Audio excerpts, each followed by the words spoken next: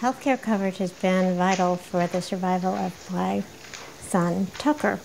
When he was 5 years old, he was very, very ill, and his condition continued to deteriorate. He almost died in my arms several times. If we didn't have health care, we would have never found out that he had a congenital heart defect when he was 5 years old. And then he had to have open heart surgery. And he's with us today because we have health care.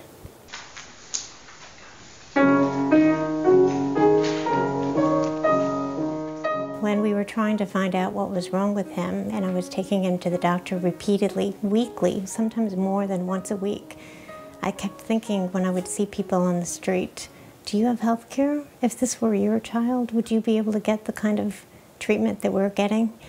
And then, of course, given that this is a congenital heart defect that was diagnosed at age 5, this would then be a pre-existing condition for Tucker for the rest of his life. He would not have been able to get any related care for his little heart for the rest of his life.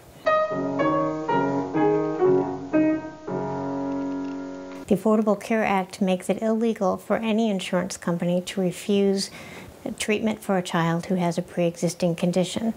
As he grows, he may outgrow the procedure, and if anything else has to be done as a follow-up, the Affordable Care Act will enable us to continue to ensure that he grows up into a healthy young man, and that wouldn't be possible if it weren't for Obama having the courage to pass the Affordable Care Act.